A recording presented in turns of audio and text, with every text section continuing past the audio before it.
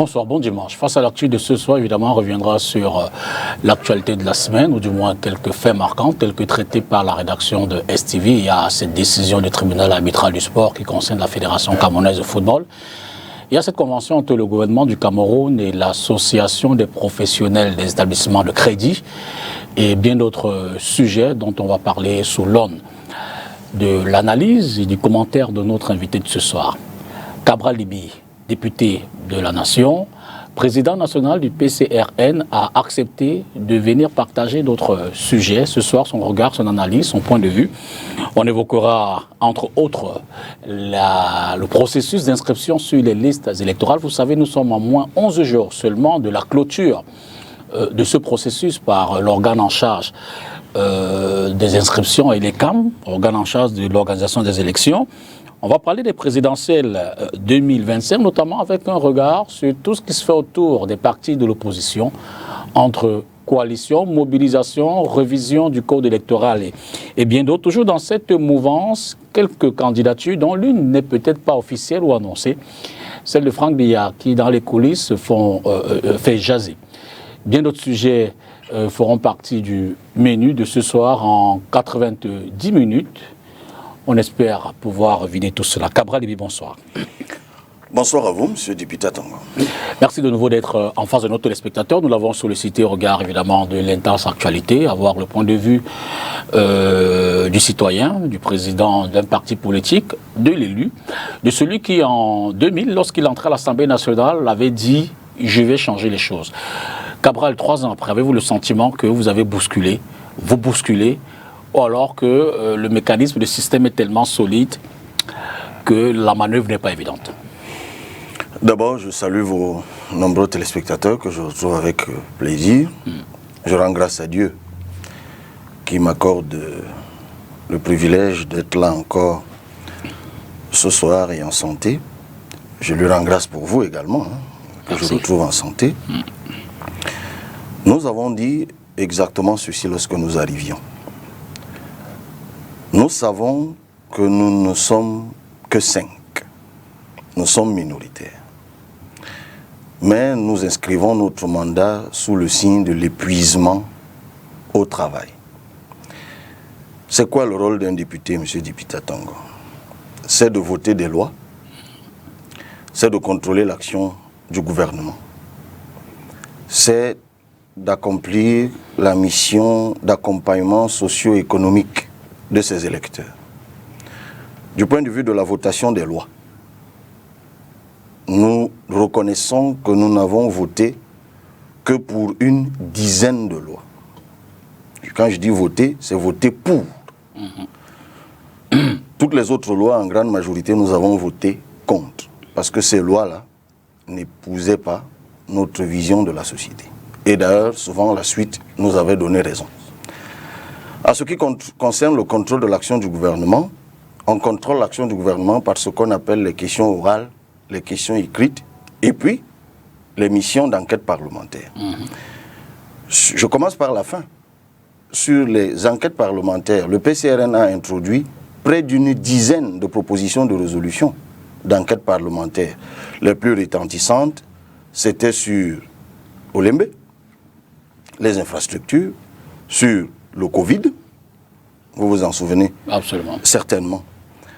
Du point de vue des questions écrites et orales, nous nous sommes donnés pour mission, lorsque nous y allions, de poser chacun des députés 10 questions par session.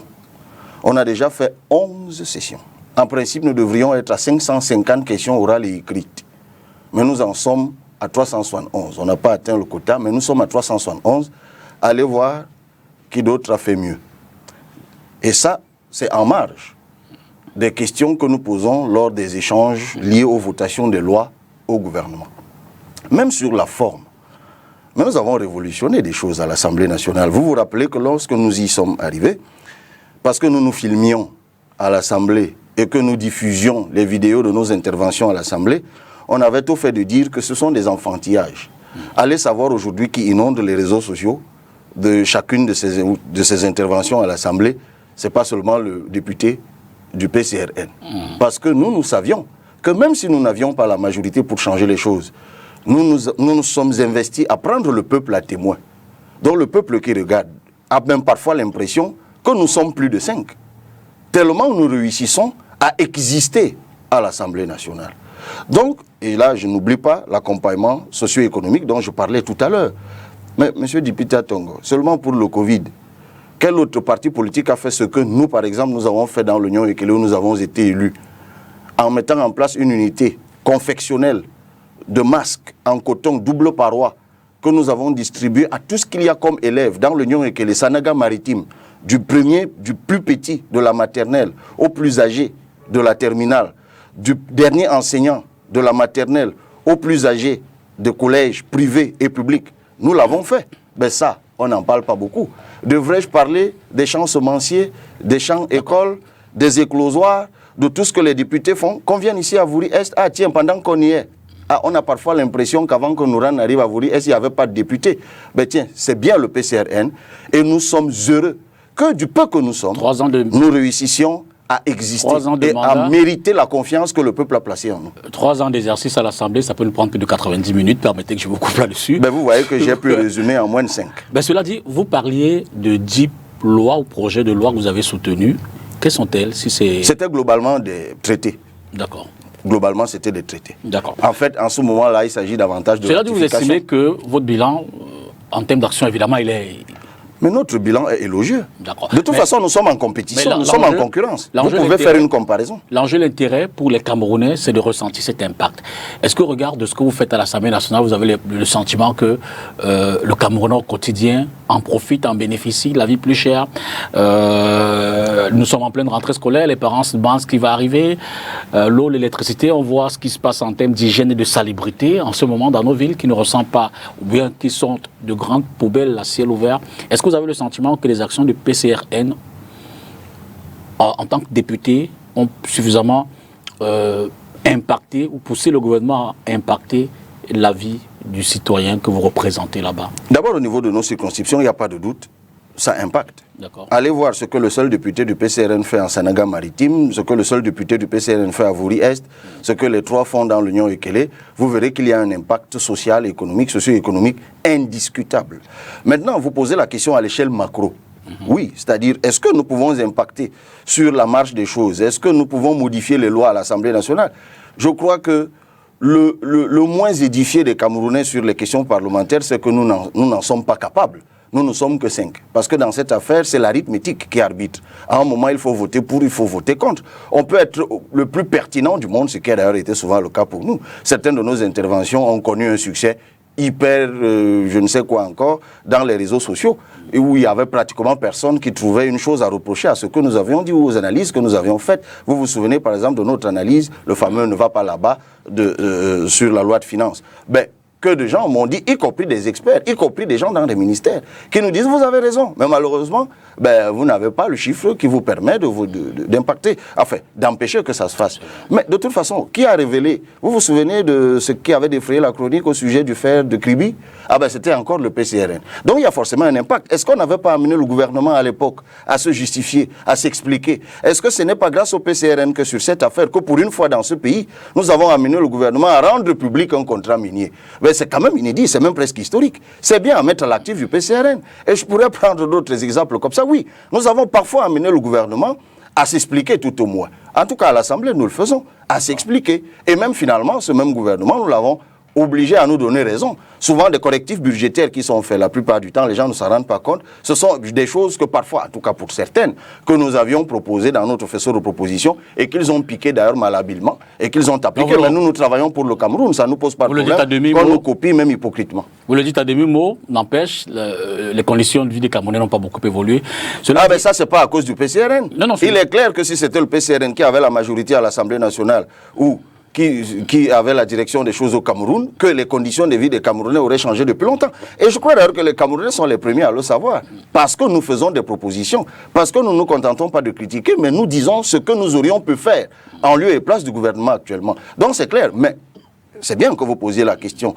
Et ça amène ceux qui nous regardent d'attirer les conditions, attirer les conclusions qu'il faut, lorsque nous arriverons en 2025, qu'il faudra à nouveau choisir un président de la République et choisir d'autres représentants à l'Assemblée nationale. N'empêche que Cabral, lui, À mi-parcours, vous dites, 3 ans après, pratiquement à moins de 2 ans, ou sensiblement 2 ans du renouvellement du Parlement et des élections de proximité, vous dites, vous avez eu raison de partir à l'Assemblée nationale ou vous regrettez finalement d'y être allé? Mais M. Dipita Tongo, il n'y a pas un seul être humain sur Terre qui peut regretter d'avoir reçu l'onction du peuple. Nous ne sommes pas nombreux sur Terre. Hein? Enfin, si vous faites la somme des députés élus sur Terre, la planète Terre, nous ne sommes pas des milliards. Hein? Absolument pas. Donc, c'est quelque chose de très sélectif. Il faut même être élu de Dieu pour recevoir l'onction du peuple. Donc, il faudrait être un peu dérangé pour regretter d'avoir sollicité la confiance du peuple et de l'avoir reçue. En revanche, nous sommes profondément fiers de mériter la confiance du peuple. Parce que, en fait, le regret, la plupart du temps, ne vient pas de l'élu, mais du peuple, qui, en ayant fait confiance à un élu, regrette de lui avoir accordé la confiance parce qu'il se détourne de l'engagement qu'il a pris, ou alors il ne poursuit pas, il ne réalise pas ce qu'il a promis, ou alors, bref, de toute façon, il ne mérite pas cette confiance. Nous, au PCRN, nous nous épuisons, je le dis bien, nous nous épuisons et nous vous prenons à témoin. Mais attendez, on pourrait, là vous parlez de l'Assemblée seulement, parce qu'on pourrait aller jusqu'aux communes et aller demander pourquoi, curieusement, nous qui n'avons que 7 communes, c'est nous qui faisons des prouesses, c'est nous qui achetons des engins, c'est nous qui réussissons à refaire nos routes, c'est nous qui réussissons à stabiliser les dettes colossales que nous avions trouvées dans nos communes, c'est nous qui réussissons, malgré les pesanteurs, les difficultés. Vous avez quelque chose d'absolument ubuesque, par exemple. C'est tout petit. C'est que à la commune des Eka, le maire des Eka a bataillé pour pouvoir reconstruire une place des fêtes. Il est PCRN. Hein, et qu'il a juste voulu, conformément à la loi de 2019, baptiser cette place de fête Ruben Oumniobé, en mémoire de qui vous connaissez, l'illustre personnage historique. Mais c'est un préfet qui décide que non, ça ne peut pas être fait. Donc voilà dans quoi nous sommes. Mais vous imaginez que si les préfets s'opposent pour des choses comme celle-là, allez voir derrière tout ce qui se passe. Mais c'est une véritable gageure. Mais nous le savions. Nous ne nous en plaignons pas, justement. C'est une gageure. Moi, chaque début d'année, je signe une note d'orientation que j'envoie à mes élus, en leur disant, voilà là où nous devons prioriser. N'oublions pas ce que nous avons promis aux populations, voilà ce que nous devons faire. C'est difficile, c'est compliqué. Le jour où nous serons aux affaires, évidemment, ce sera moins difficile, on aura amélioré des choses. Mais qu'à cela ne tienne, pour l'heure, nous nous battons, bec et ongle, jusqu'à la dernière goutte de sueur, pour mériter la confiance du peuple. Et sur ce point, moi, en tant que président du PCRN, je suis fier de mes élus. Et moi-même, je suis fier du travail que j'abats. Maintenant, le peuple en décidera. Faites un vox pop, c'est vous le journaliste. Et le peuple en décidera certainement dans les urnes. Et c'est dans environ 2 ans. Cela dit, prenons le premier stop de l'émission. On va aller du côté de la régie avec Adonis Siamen qui réalise ce programme pour voir la convention, les détails de la convention signée mardi dernier, du mois en semaine, entre le gouvernement de la République et APECAM. Au Cameroun, les petites et moyennes entreprises ont de nombreuses difficultés pour bénéficier des crédits bancaires. Et généralement, ces moyens ne viennent pas parce que les banques, pour des raisons qui leur sont propres, mais qui sont des raisons objectives, disent que oui, souvent ils disent, mais les dossiers sont bons, mais il n'y a pas de garantie. Parce que voyez-vous, les banques, elles veulent bien prêter, mais elles veulent aussi que les crédits soient remboursés. Face à ces difficultés, le gouvernement se porte garant pour les PME à travers une garantie souveraine mise sur pied dont les PME devront bénéficier, mais à quelques conditions. Au niveau de l'État, nous on examine encore beaucoup plus, pas parce qu'on refait l'étude du dossier, parce que cette étude est faite par la banque, mais beaucoup plus pour voir si le projet en question rentre dans les domaines qui sont, pour nous, jugés prioritaires. Nous avons une stratégie nationale de développement qui a fixé des filières prioritaires et nous voulons surtout encourager les gens d'aller vers ces filières-là. Donc je disais qu'à ce niveau-là, l'État accorde la garantie que la petite et moyenne entreprise n'a pas pu accorder. La convention de ce 16 août entre le ministère des Finances et l'Association des établissements bancaires fixe les mécanismes et les conditions d'application de cette nouvelle démarche. Vous savez que le secteur bancaire a une évolution constante d'environ 10% sur le volume des crédits accordés à l'économie depuis près de 10 ans. Actuellement, nous cumulons à 4 188 milliards le 31 décembre 2022. Cela devrait donc accélérer cette croissance. C'est-à-dire que si on prenait une moyenne de 9, 10, on devait pouvoir monter en puissance vers 13, 14, voire 15. Pour le gouvernement, l'enjeu est d'accompagner les créateurs d'emplois, que sont les petites et moyennes entreprises qui représentent 90% du tissu économique national. Je l'ai dit à l'entame de l'émission, dans 11 jours, le 31 août, Elecam va clore pour cet exercice, cette année 2023, du moins cette première phase, les inscriptions sur la liste électorale. Cabral Libye, hier par exemple, vous étiez à Dimobari, je pense que votre parti politique s'y est déployé. Pas seulement. Pour la seule journée d'hier, je ne saurais vous dire jusqu'où on était, mais effectivement, il y a eu un grand déploiement à Bombari, à Bertois, à Menganga, à ce stade, vous dites quand même que le processus se déroule assez normalement, c'est agréable, c'est sans difficulté. Mais il y a des difficultés, nous faisons ce que nous pouvons. Je dois rappeler que le parc informatique de l'ECAM est complètement obsolète au moment où nous parlons. L'ECAM eux-mêmes, je les ai contactés, enfin, je les ai saisis par écrit plusieurs fois pour leur faire savoir les problèmes qu'il y avait sur le terrain. Ils en sont conscients. Quels sont-ils ces problèmes? Notamment les machines de l'ECAM. C'est pourquoi je parle du parc informatique. Les machines de l'ECAM sont... Ils sont même, en réalité, ils avaient renouvelé le parc, mais ils sont revenus sur l'ancien parc. Et l'ECAM n'a pas les moyens, voilà l'un des problèmes du processus électoral au Cameroun. L'ECAM n'a pas les moyens de décider de renouveler ses ordinateurs. Alors ils ont saisi eux-mêmes la présidence de la République depuis 2 ou 3 ans, parce que ces machines sont complètement obsolètes, elles sont détruites. Ben, la présidence n'a toujours pas réagi. Donc ça, c'est une difficulté qui est absolument majeure. Mais pour le reste, l'ECAM, par son personnel, se rend disponible pour tous les partis politiques, donc y compris le PCRN. Et nous, à notre niveau, mais nous faisons ce que nous avons décidé de faire. Nous sommes convaincus que pour renverser la situation au Cameroun, il faut massifier la participation électorale. Et nous sensibilisons les Camerounais depuis fort longtemps, 11 millions d'inscrits, ça vous dit quelque chose, à s'inscrire sur les listes électorales. Et nous avons lancé pour les 11 jours qui restent, vous l'avez rappelé tout à l'heure, par d'ailleurs notre segment associatif qui est l'association 11 millions de citoyens, association Patrie et Paix, OMC ADP, nous avons lancé l'opération Debout Citoyen qui vise à amener 100 000 Camerounais à s'inscrire sur les listes électorales pendant 11 jours. Et nous travaillons donc d'arrache-pied, c'est pour ça que vous voyez des images, nous organisons des barbecues d'inscription comme ça a été le cas le week-end dernier, 100 000 sur 11 jours. Dans toutes les 10 régions du Par jour ou alors non, 100 000 sur 11 jours. C'est-à-dire qu'au bout des 11 jours, nous devons environ pouvoir... un peu plus de 10 000 par jour. Absolument. Nous devons pouvoir avoir poussé 100 000 Camerounais à s'inscrire sur les listes électorales. Et nous faisons ce que nous pouvons. Et nous sommes convaincus, M. Dipita Tongo, que c'est cela la solution. D'ailleurs, nous avons des raisons de penser que notre message ne tombe pas sur des terres arides ou des oreilles sourdes. Parce que à l'issue de la deuxième session ordinaire du Conseil électoral de l'ECAM, c'était en fin juin, ils nous ont dit qu'il y avait 225 000 inscrits pour l'année 2023. Comparé à l'année dernière, c'est 5% d'augmentation. Ça veut dire que ça avance pour un total de 7 400 000 inscrits. Vous me direz, on est toujours loin du compte des 11 millions. Mais on avance. Et puis, de toute façon, cette avancée n'est pas qu'à mettre au seul actif du PCRN. Il y a d'autres partis politiques, y compris d'ailleurs, surtout, c'est quelque chose qu'il faut préciser, le parti au pouvoir. Parce que moi, je voudrais prendre un exemple d'il y a 2 semaines, par exemple, ici à Douala. C'était à Douala 3. Le week-end, il y a 2 semaines, l'ECAM a fait une sortie le samedi de 8 kits d'inscription. Et sur les 8 kits, il y en avait 2 qui étaient demandés par le PCRN. Et imaginez quel autre parti avait demandé les 6 autres. Ben, c'est le parti au pouvoir. C'est pour ça d'ailleurs que c'est très étonnant d'entendre souvent les gens dire que ça ne sert à rien de s'inscrire. Et moi, je voudrais, si vous me permettez, poser cette question et y apporter une réponse.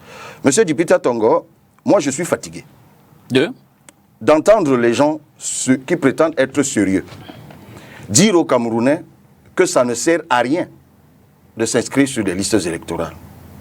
Au mieux, ils sont complices du statu quo du régime. Au pire, ils ne savent même pas de quoi ils parlent. Comment peut-on faire pour qu'il y ait changement à la tête de l'État en 2025? Il n'y a que 3 voies. La première voie, c'est le renversement par les armes. Donc, un coup d'État. Ok. Moi, je ne suis pas militaire. Je ne sais pas comment je vais faire un coup d'État. Et puis, de toute façon, j'ai pas d'introduction, enfin, je ne suis pas introduit dans le monde militaire pour pouvoir actionner des militaires à faire un coup d'État. Si vous étiez, vous l'auriez fait? Non, je ne crois pas aux armes, je ne crois pas à la mort pour le changement. Donc je ne l'aurais même pas fait. Deuxième voie, le renversement par la rue. C'est-à-dire que les Camerounais, massivement un matin, descendent dans la rue. Vous savez, dans l'histoire de l'humanité, il y a des révolutions par la rue. Et vous savez, il y a beaucoup de Camerounais bien pensants qui vous parlent tout le temps de révolution. Il faut une révolution. D'aucuns parlent, comme vous le dites. Mais de toute façon, ça renvoie à une vaste mobilisation populaire qui va donc, par le battement du macadam, comme on dit, renverserait donc la situation. Encore que, même là où ce type de révolution a eu lieu, généralement ce sont les militaires qui prennent le relais à un moment. Les printemps arabes nous l'ont bien appris. On peut assiéger la rue, mais à un moment, c'est les militaires qui disent stop, bon, vous qui êtes au pouvoir, partez, nous mettons une transition, ainsi de suite. Mais moi, je veux bien. Mais comment cela est-il donc possible lorsque nous sommes dans un pays où les gens fuient la matraque? Moi, je l'avoue, les seules fois que je suis allé en prison, c'est que je faisais des grèves d'étudiants. Ok. Enfin, quand je dis en prison, c'était en cellule. Hein. J'y suis allé 2 fois, pour cette raison. Et je me souviens que des camarades avec qui je m'étais retrouvé en cellule, lorsqu'ils en sortaient, changeaient de vie. Parce qu'ils avaient passé 2 ou 3 jours en cellule seulement. On est en cellule. Et on vit au Cameroun. Hein. Il y a quelque temps, en tant que député de la nation, vous m'avez présenté comme tel tout à l'heure, j'ai proposé aux Camerounais que nous descendions dans la rue à Yaoundé au stade Omnisport pour revendiquer l'électricité. L'électricité, ça n'a pas de couleur politique. Dès que les gens ont vu qu'à 6 h du matin, il y avait la police au stade Omnisport, même les gens qui avaient prévu de passer par là seulement en balade ce jour-là n'y sont plus allés. Donc il faut être honnête avec soi-même. Lorsqu'on a peur d'être fouetté, lorsqu'on a peur d'être arrosé, lorsqu'on a peur d'être battu par la police, êtes pour le changement par les urnes. Il reste donc une seule voie. Parce que les gens qui vous parlent de révolution, eux-mêmes déjà, parce que lorsqu'on a le téléphone entre les mains et qu'on raconte des âneries sur Facebook, on peut dire ce qu'on veut parce qu'on vit dans un pays où on va au travail, on rentre le soir, on écrit des choses. Mais au Cameroun, où sont-ils donc? Tous ceux qui appellent à la révolution, qu'ils se mettent devant et qu'ils se fassent battre. Moi, je connais aussi d'autres formations politiques qui ont essayé la formule et qui, curieusement, y ont renoncé. Non pas parce qu'ils manquaient de volonté. Mais lorsque vous dites donc aux gens, ok, retrouvons-nous demain au Carrefour et on va marcher en rang serré en supportant l'eau, l'anti-émeute, et on va renverser Paul Biya. Et que vous avez même déjà dans votre fichier de militants, vous en avez peut-être 10 000 ou 20 000 ou 50 000, et que c'est une dizaine qui sort, vous avez le message. Lorsque vous sortez de là, vous n'osez plus. Vous pouvez toujours oser, mais vous avez donc quand même personne. Vous n'appellerez jamais à la mobilisation pour des causes. Mais monsieur Dipita Tongo, c'est comme si vous veniez de vous réveiller là. Il y a juste 30 secondes, je disais qu'il y a à peine 1 mois ou 2, je ne sais plus, j'avais appelé les Camerounais à se mobiliser pour une cause. Vous ne vous rappelez pas? C'était sur la question. Par la rue, je voulais dire. Mais la marche se fait pour l'heure encore dans la rue. D'accord. Lorsqu'on aura d'autres endroits, on le fera. Mais alors, vous vous charriez. Mais je veux dire, la troisième voie donc qui nous reste, monsieur Dipita Tongo, c'est laquelle? Bien sûr. C'est les urnes. C'est uniquement les urnes. Justement, parlant des urnes, et les Kamdi, 200 000 inscrits à juin 2023, vous vous dites, entre le 20 août, 200 000 inscrits, pardon, à juin 2023, vous dites, entre le 20 août 2023 et le 31 août à la clôture, vous voulez inscrire 100 000 personnes. Est-ce que vous n'êtes pas en train de vendre la poudre? Je veux dire, dans vos décomptes quotidiens, est-ce que vous réalisez, est-ce que vous arrivez à inscrire 10 000 Camerounais dans le déploiement que vous faites? Non. D'accord? Oui. Mais ce que nous demandons est possible. Okay. Peut-être que ce soir, ceux qui sont en train de m'écouter reçoivent le déclic qui fera que demain matin, ils iront à Elekam. Je rappelle que dans chaque arrondissement du Cameroun, il y a une antenne Elekam. Ce n'est pas la première fois que vous appelez. Ce n'est pas la première fois. Oui, mais monsieur Dipita Tongo, ce n'est pas parce que nous n'avons... n'est pas entendu, non, de toute façon, tant qu'il n'y a qu'une poignée de gens qui, nous ayant écoutés, vont s'inscrire, nous continuons à espérer que ça pourrait être plus que cela. Moi, je voudrais dire aux compatriotes qui nous écoutent, et merci encore, M. Dipita Tongo, vraiment de tout cœur, parce que, qu'on le veuille ou non, chaque fois que vous m'avez invité sur votre plateau, vous avez toujours suscité la question. Cela montre que vous avez quand même un intérêt, ne serait-ce que journalistique, sur la question. Je pense, M. Dipita Tongo, jusqu'à ce qu'on me prouve le contraire, que ce n'est que par les urnes que nous pouvons espérer le changement. Et je crois qu'ils sont nombreux, les Camerounais, qui espèrent au changement. Et je leur dis, mobilisons-nous. D'ailleurs, il faut faire attention, et si vous permettez, je voudrais ajouter quelque chose. Ceux qui disent qu'il ne suffit pas de s'inscrire sur les listes électorales n'ont pas tort. Ils ont absolument raison. Et je m'en suis rendu compte en faisant une analyse statistique. Si vous permettez, je la fais rapidement. Avec le président en exercice au Cameroun, en 1992, il y avait 3 millions d'inscrits, de votants. Je ne parle pas d'inscrits, de votants, c'est-à-dire des gens qui sont allés aux urnes. Et le président actuel, il a eu 1 million de voix. 5 ans plus tard, en 1997, il y avait 3 500 000 inscrits. Lui seul, il a eu 3 100 000 inscrits. En 2004, il y a eu 3 800 000 inscrits. Lui seul, il a eu 2,6 millions. En 2011, c'est l'année où il y a eu le plus d'inscrits au Cameroun, il y a eu 4 900 000 inscrits. Et lui, il a eu 3 777 000 inscrits. Et en 2018, lorsque moi-même j'étais candidat, on est redescendu à 3 millions. À chaque fois, je parlais d'inscrits. Ce n'est pas d'inscrits, hein, je parle de votants, s'il vous plaît. Exact. Chers téléspectateurs, les chiffres que je donne, c'est des chiffres de votants. Donc en 2018, il y a eu 3 500 000 votants. Et lui seul, il a eu 2 500 000. Alors il y a quelque chose de bizarre dans tout ce que je viens de dire là. Ce que vous observerez, que quand le nombre d'inscrits monte, le nombre de voix qui lui a attribué monte. Quand le nombre d'inscrits baisse, le nombre de voix qui lui a attribué baisse. Ça pourrait paraître normal et logique. Mais c'est curieux que ce n'est qu'à lui que ça profite. Parce que curieusement, ni John Frundi, paix à son âme, qui avait eu aussi 1 million de voix, parce qu'à l'époque ils avaient juste une différence de quelques dizaines de milliers de voix, qui avait eu aussi 1 million de voix en 92, a chuté en 2004 à 650 000 voix, parce qu'il n'était pas là en 97. Et puis sa dernière élection, qui était celle de 2011, il est descendu à 525 000 voix. D'ailleurs, Maurice Kamto, qui l'a remplacé à la deuxième place, n'a eu que 500 000 voix. C'est quand même curieux que... La variation n'est que du côté du... Que d'un côté, ça veut dire, au meilleur des cas, c'est peut-être vrai. Mais je crois qu'il y a une main frauduleuse derrière. C'est pour cela que je dis justement qu'il ne suffit pas. Je partage l'opinion qui dit qu'il ne suffit pas de s'inscrire sur les listes électorales. Encore faut-il effectivement voter, mais surtout surveiller son vote. Et là encore, permettez-moi de balayer une chose. Pour terminer rapidement. Oui, alors rapidement, parce que... Alors j'entends dire, oui, ça ne sert à rien parce que Elekam est à la solde du pouvoir. D'accord. Monsieur Dipita Tongo, j'ai fait une petite enquête. Il y a 26 000 bureaux de vote, bon, 25 000 et quelques. Disons 26 000 bureaux de vote, arrondissons en 2018. Je me suis rendu compte que Elekam n'avait pas un personnel qui atteignait 10 000. C'est-à-dire que du président du conseil électoral au dernier cadre, ou j'allais dire agent de liaison de la dernière antenne, ils ne sont pas 10 000. Alors question, d'où sortent les gens que nous voyons dans les bureaux de vote comme président du bureau de vote? Ce ne sont pas les personnels de l'ECAM, puisqu'en plus, le jour de l'élection, le personnel même de l'ECAM est affecté aux tâches de coordination, ainsi de suite, ainsi de suite. Et lorsque vous regardez de près, vous vous rendez compte que souvent, comme président du bureau de vote, nous avons des cadres du parti au pouvoir. Carrément. Mais voilà un angle mort dont l'opposition, ou alors dont l'opposition parle peu. Mais moi j'en parle. Personne ne s'est jamais interrogé sur le fondement de quel texte au Cameroun l'ECAM désigne-t-il les présidents du bureau de vote. À la vérité, il n'y en a aucun. Il n'y en a aucun. Voilà donc en réalité ce que j'appelle un angle mort dans lequel nous devrions nous engouffrer pour demander à l'ECAM de démocratiser la désignation des présidents du bureau de vote. S'il s'agit des cadres des partis, eh bien, qu'on affecte donc équitablement des postes de président du bureau de vote aux différents partis politiques qui participent aux élections.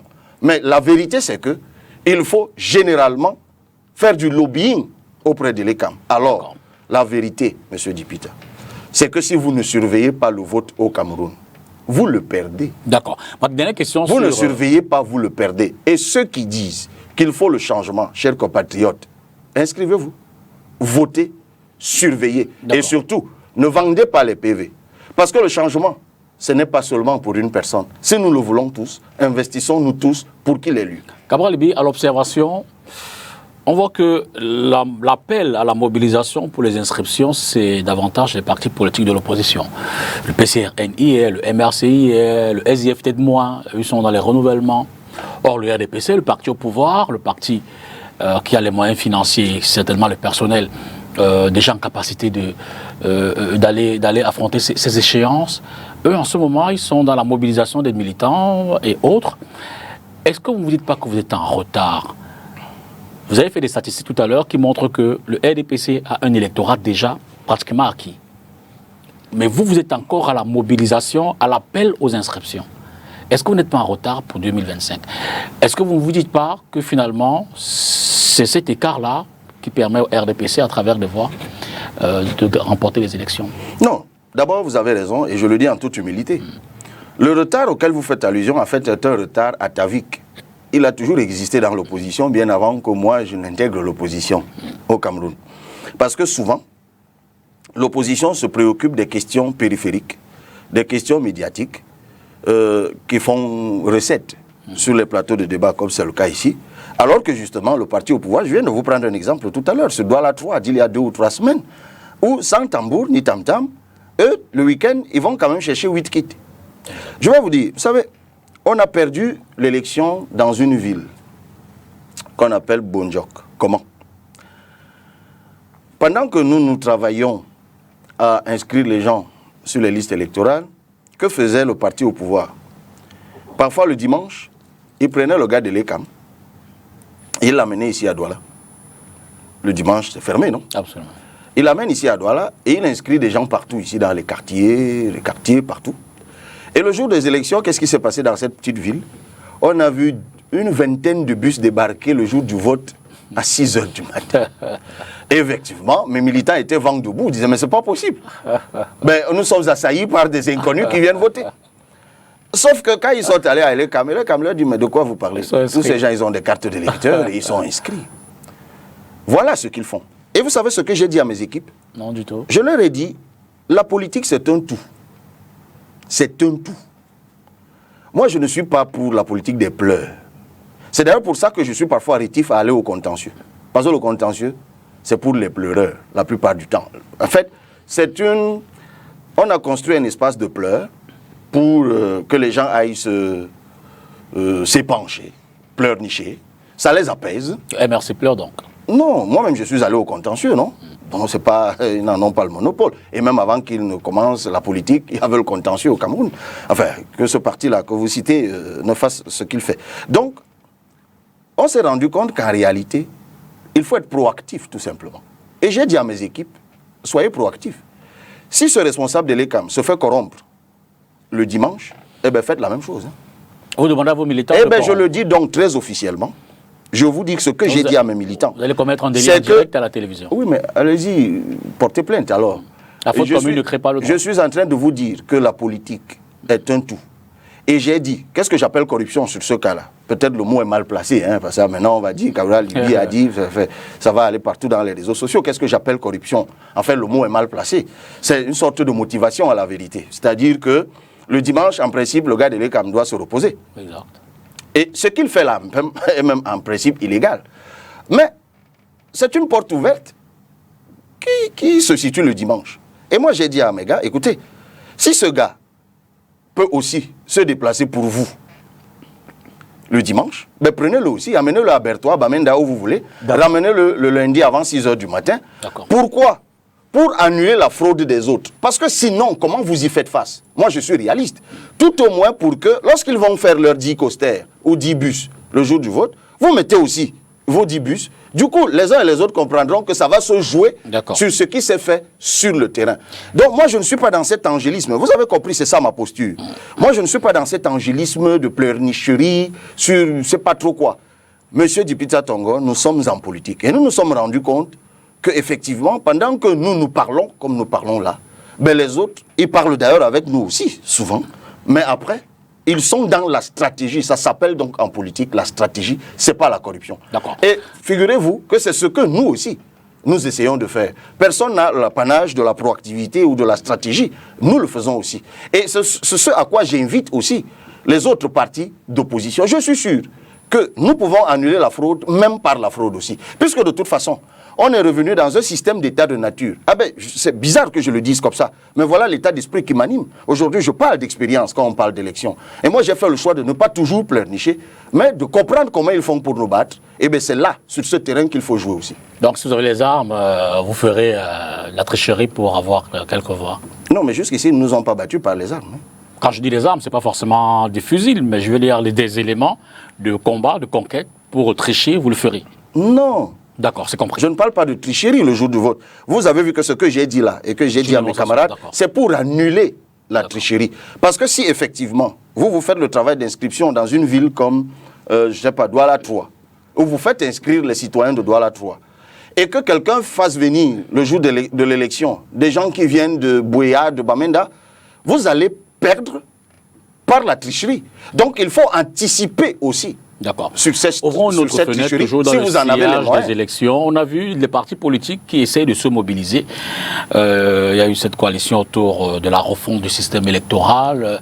Il y a eu récemment d'ailleurs le forum organisé par Relais Kamayaoundé où vous êtes mis comme ensemble pour faire des propositions à l'État. Alors, cet échange, ces assises entre vous, vous pourrez nous en faire un bilan. Quel est le regard que vous jetez là-dessus? Ah ben, le travail, vous faites allusion au travail qui a été fait dans ce qu'on appelle le groupe des 7. Exactement. Les 7 formations politiques qui se sont mises ensemble, ben, il y a un objet. Nous nous sommes mis ensemble pour proposer un code électoral révisé. Parce que souvent, effectivement, le reproche qui est fait à l'opposition, oui, vous dites que le code est mauvais, ben, ok, qu'est-ce que vous proposez? Ben, c'est souvent une question qui revenait. Heureusement, depuis que ce groupe est constitué, on n'entend plus cette question narquoise sortie de la bouche des communicants du parti au pouvoir. Effectivement, nous y avons travaillé et nous avons eu une méthode qui est remarquable. Nous avons donné du temps à tous les compatriotes de tous les bords politiques, de tous les bords de la société, d'ici et d'ailleurs, d'envoyer leurs contributions. Nous avons reçu plus d'une centaine de milliers de contributions. Et nous nous sommes attelés pendant des semaines, voire jour et nuit, à dépouiller toutes ces propositions et à faire une synthèse que nous avons donc rassemblée dans un document, plus ce que nous-mêmes, d'expérience, nous avons pu ajouter. Et nous avons fait le choix d'une révision à minima, c'est-à-dire une révision qui n'oblige pas la révision de la Constitution, parce qu'il y a des choses dans le processus électoral qui ne peuvent changer que si vous révisez la Constitution. C'est le cas par exemple du nombre de tours. C'est la Constitution qui dit que c'est une élection à un tour. Donc pour que vous passiez à 2 tours, il faut réviser la Constitution au préalable et ça peut alourdir le processus de révision. Donc nous avons esquivé toutes les questions qui sont d'ordre constitutionnel et nous n'avons fait de propositions de révision que sur des questions qui peuvent être réglées au niveau de l'Assemblée nationale, donc par la loi. Donc par exemple la question du bulletin unique. Par exemple, la question de l'indépendance de l'ECAM, par exemple, la question de la constitution des commissions électorales, ainsi de suite. Donc, voilà ce que nous avons proposé. Et vous connaissez la suite. Le jour où nous devrions rendre cela public dans un hôtel de la place de Yaoundé, alors que nous avions saisi au préalable le sous-préfet, que nous avions payé l'hôtel, tout ce que vous pouvez vous imaginer, nous sommes heurtés à une escouade impressionnante, mixte, de gendarmes anti-émeutes et de policiers, qui nous ont empêchés même d'accéder seulement au hall de cet hôtel. Bon, allez savoir pourquoi. Ben, ainsi va le Cameroun, parce que tous ceux qui disent l'opposition ne fait rien, l'opposition ne se rassemble pas, ben, tout ça c'est des sauf-conduits, c'est des facilités, c'est des discours de facilité. Voilà donc pour une fois, et ce à quoi nous nous appelons généralement au PCRN, ce que nous appelons donc la coalition de travail. Pour une fois, l'opposition s'est mise ensemble, à travailler ensemble, non pas seulement pour parler de candidature, à la dernière minute, de qui sera candidat ou pas. Mais pour qu'ensemble nous réfléchissions aux règles du jeu pour tout le monde. Qui s'y est opposé cette fois? Ce n'est plus le pouvoir, ce n'est plus l'opposition, mais c'est bien le pouvoir. Mais comment a donc réagi le peuple? Dans la résignation. Parce que si ça avait été du côté de l'opposition, ben, tout le monde aurait fait étalage de son intelligence, comme toujours, parce que l'opposition, c'est le punching ball de tout le monde. Non. À la vérité, voilà une démonstration de ce que l'opposition peut travailler, je dis bien, travailler ensemble. Ben, nous avons communiqué le document à tout ce qui existe comme chancellerie au Cameroun, aux organisations internationales qui traitent des questions de droits de l'homme et de la démocratie. Nous en sommes là. En principe, la dernière phase pour nous devrait être d'introduire ce document à l'Assemblée nationale, vous me direz tout de suite, ben, il n'y a aucune chance que ça 5. prospère. Mais, comme je vous l'ai dit, ce n'est pas parce que par définition une chose ne va pas prospérer qu'il faut baisser les bras. Ben, nous sommes toujours disposés à déposer ce document à l'Assemblée nationale. Je crois que ça devrait être fait par le parti UDC, qui de toute façon a été choisi comme notre porte-parole dans la plateforme. À titre personnel, vous, en tant que président, vous voyez très peu souvent lors des assises. Très souvent représenté. La toute dernière, d'ailleurs, c'était avec votre vice-présidente, Mme Antfegon Noah, qui a pris part aux travaux. Y a-t-il un problème à ce que Cabral Libye s'assied avec les autres leaders dans ce cadre-là? Non, d'abord, il faut savoir que s'il y a eu, je donne un chiffre comme ça parce que je ne les ai pas comptés, mais s'il y a eu 10 réunions, ben, Cabral Libye a été à au moins 7 réunions. Bon, ben, ça c'est le travail du journaliste. Hein. Là, c'est même pas le verre à moitié plein, c'est carrément le verre vide au quart. Enfin, je veux dire plein aux 3 quarts. Vous vous intéressez seulement au seul quart qui n'est pas plein. Mais c'est votre droit de journaliste. Non, il n'y a absolument aucun problème à cela. Et puis dans la plateforme, nous, on n'a pas ce type de problème. Il y a eu plusieurs assises où les leaders principaux des partis ne pouvaient pas être là. Peut-être vous n'avez choisi de ne remarquer que l'absence de Cabral Libye, mais il y a eu d'autres assises où les autres n'ont pas pu être là et ils se sont fait représenter. Ce qui compte pour nous, c'est justement pas dans cette plateforme les individus, mais c'est davantage les idées et le travail que le peuple, par son centaines de milliers de propositions, nous a assignées.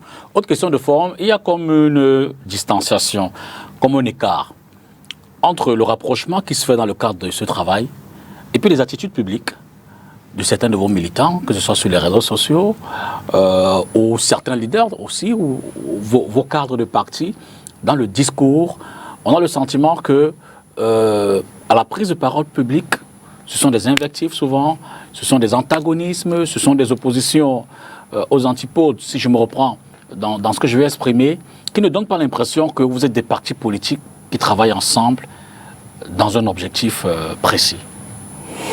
Alors d'abord, cette plateforme n'est pas une télé-réalité hein, où les gens s'amourachent et s'embrassent sur la bouche. Non, pas du tout.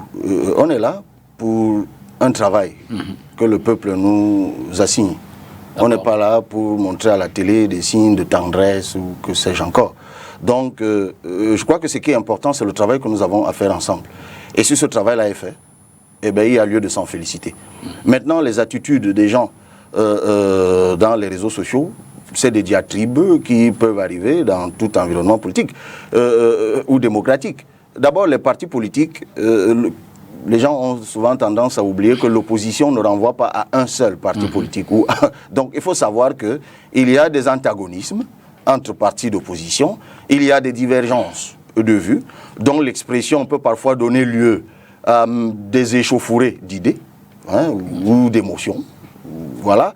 Mais laissez-moi vous dire que cela, pour parler du travail que nous avons à faire dans le groupe des 7, cela n'impacte rien. D'ailleurs, je vais vous raconter une petite anecdote. Hein. Je me souviens qu'une fois, j'avais annoncé à mes camarades que j'allais à cette réunion. Et 2 ou 3 d'entre eux qui se trouvaient au bureau quand je partais m'ont dit, oui, mais nous voulons venir assister, est-ce que c'est ouvert? Je leur ai dit, oui, mais bien sûr. Nous avons la possibilité d'introduire dans la salle, on s'était fixé un code. Je crois, nous sommes autorisés à introduire 3 ou 4 de nos militants pendant nos séances de travail. Et ces 2 ou 3 militants sont venus sans me dire exactement pourquoi. Hein. Et après, quand on a fini la séance de travail, l'un d'entre eux m'a dit, mais c'est pas possible ce à quoi on vient d'assister. Je lui ai dit, de quoi il est question? Mais on ne peut pas s'imaginer qu'il y a comme une chaleur. Que vous travaillez dans une telle ambiance, bon enfant, vous souriez, vous vous claquez les doigts, vous vous coupez des sandwichs. Mais à l'extérieur, c'est pas... Je leur ai dit, justement, vous vivez dans 2 mondes. Il y a le monde des bagarres de Facebook, qui est un monde parallèle à celui du travail que nous faisons. Maintenant, nous ne sommes pas magiciens. Ces 2 mondes-là, on peut également faire une projection dans vos rapports avec les membres du gouvernement, le pouvoir. Est-ce que ce que vous présentez à la télévision, ce que vous présentez sur les plateaux, dans les coulisses, c'est autre chose? Vous fréquentez certains membres du gouvernement avec qui vous claquez des doigts, vous riez de certaines questions, vous vous en moquez, vous vous encouragez, vous amourachez sans être péjoratif? D'abord, la politique, c'est aussi une aventure humaine. Hein. C'est une aventure humaine. Donc il n'est pas exclu. Qu'est-ce que vous voulez? C'est que lorsque moi qui suis donc le président du PCRN et que je rencontre par exemple Jean Kouété, quelque part, que je lui donne une savate, c'est ça? Et que si lui il peut le faire, il m'allume une torgnole en lâcheté. C'est ça que les Camerounais veulent, je ne crois pas. Non, je ne crois pas. Le problème, c'est que, justement, les Camerounais voient moins cette image de chaleur, cette image de communion sur certains sujets entre des leaders de l'opposition, de certains partis de l'opposition et le gouvernement. D'ailleurs, il y a certains partis dont on accuse d'être des complices si jamais on apprend qu'ils sont soit dans un ministère, soit invités à la présidence, soit on leur dit écoutez, voilà les collaborateurs. Vous n'envoyez pas l'image quand même des gens qui, dans la vie humaine, ont des relations sociales souvent agréables. De toute façon, il faut qu'on se comprenne bien.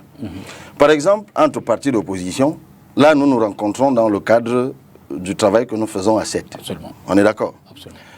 Maintenant, les membres du gouvernement, où est-ce que moi je les rencontre? Je les rencontre à l'Assemblée. Donc, lorsque nous nous retrouvons dans ce qu'on appelle la salle des pas perdus, par politesse, nous nous saluons. Et même pendant qu'on attend que les travaux nous commencent, nous pouvons diviser sur des sujets nationaux. D'accord. Voilà. Okay. Et puis après, nous allons nous affronter au pupitre à l'Assemblée. Nous pouvons nous rencontrer souvent, comme c'est le cas, dans des manifestations publiques. Par exemple, je suis invité au SAGO. Je prends cet exemple-là, le Salon de l'action du gouvernement, qu'organise mon communicateur de M. Yéné chaque année. Et puis on visite les stands. Je suis invité comme autorité de la République, membre du bureau de l'Assemblée nationale, et je me retrouve donc avec les ministres en train de visiter des stands. Au passage, d'ailleurs, souvent on s'invective, on se taquine et tout ce que vous voulez. Donc voilà à quoi ça se limite. Maintenant, effectivement, quelqu'un peut voir dans cette image où nous marchons, c'est souvent d'ailleurs le cas, et puis il va poster sur Facebook en disant on vous a toujours dit, ces gens, ils passent le temps à s'épouser des filles et tout ce que vous voulez. Non. Je crois que... Dans les coulisses, loin des miroirs, vous êtes souvent à la présidence de la République. Comment? Dans les coulisses, loin des miroirs, vous êtes souvent loin des camarades, je veux dire, vous êtes souvent allé à la présidence de la République rencontrer... En tout cas, en ce qui me concerne, si vous me posez la question, moi je vais vous dire, je suis déjà allé à la présidence de la République de toute ma vie, depuis que je suis né. Et je suis né il y a 43 ans, bientôt 44. Je suis allé 2 fois. Une fois, j'avais accepté, parce qu'il fallait quand même que je voie à quoi ressemble la présidence, j'avais accepté d'aller à une cérémonie du 20 mai. La fête qu'on organise là. Ouais. J'y suis allé. Et la deuxième fois que je suis allé à la présidence de la République, j'étais allé rencontrer, après mon élection en 2020, le ministre chargé des relations avec les assemblées, M. Wakata Bolvin. Pour ceux qui ne savent pas, son bureau n'est pas à l'Assemblée nationale, mais bien à la présidence de la République parce qu'il est ministre délégué. Voilà les 2 fois. Donc, s'il y a des caméras qui vérifient... Alors, quand je le dis, cela ne m'affecte ni un honneur particulier, ni quoi que ce soit. La présidence de la République, c'est un espace public. Ça veut dire que si j'avais eu la possibilité d'y aller pour faire autre chose, j'y serais allé. Donc, je ne m'interdis pas, sauf la fois où j'ai été invité, qui a défrayé la chronique, c'était l'an dernier, je crois, lorsqu'on nous a invités faire allégeance au président de la République, une cérémonie que je trouve absolument ubuesque, je l'ai dit, pour 2 raisons. La première, c'est que partout dans le monde entier, c'est le président de la République qui, par courtoisie républicaine, présente ses vœux aux différents corps de la République, les journalistes, ainsi de suite. Nous, au Cameroun, c'est une vaste séance d'allégeance qui est organisée. Tout le monde, on se met à la queue leu et tout le monde va faire la génuflexion. Je trouve ça absolument, absolument ridicule et ubuesque. Et la deuxième raison, c'est que quand même j'aurais été mis en ivresse la veille ou drogué la veille et que je m'y serais retrouvé, j'aurais fait un AVC parce qu'il y a un certain nombre de personnages de la République aux côtés de qui, et là ça vient peut-être en complément de ce que vous avez dit tout à l'heure. Et ça, je dois quand même vous l'avouer, qu'il y a un certain nombre de membres du gouvernement avec qui on n'arrive même pas à se dire bonjour, je l'avoue, parce que la plupart du temps, ils ont commis des actes tellement odieux, ils ont tellement porté atteinte à la République, à la fortune publique, que je l'avoue, j'ai la faiblesse de ne pas trouver le courage d'être courtois vis-à-vis d'eux. Donc c'est même pour ça que je n'ai pas accepté d'y aller. Mais pour si il s'agit d'une révélation, quelques noms, quelques ministres, quelques ministères? Oh ben non, c'est pas nécessaire. D'accord. Je préfère... D'abord, c'est pas un exemple à suivre, c'est pas bien. Électorale, non, c'est pas bien que je donne les noms. Terminons cette phase des élections avec... qui c'est peut-être une fiction. Franck Biya, candidat en 2025, qu'est-ce que ça vous inspirerait? Eh bien, absolument rien du tout. Et le seul fait même que vous posiez la question ici, Je considère que c'est un mépris outrancier. Non, pourquoi? Ben, je vais vous dire. Non, je vais et dire cette fois de votre part. Dans la lecture, et c'est la première fois que venant à votre émission, je vous accuse d'être méprisant. C'est pas gentil, c'est pas gentil non plus. Dans la lecture, je veux dire en tant qu'analyste politique, je suis chroniqueur dans une autre vie avant d'être homme politique. Donc, en termes d'analyse, on voit des mouvements qui se créent autour de Franck Biya, les franquistes, les phébistes et autres. On voit quand même que lui, Franck Biya, a pris des initiatives publiques, se rendre au royaume de Fumban, se rendre dans le Grand Nord, il parcourt, donc dans la lecture, ça titille. On ne peut pas exclure cette éventualité.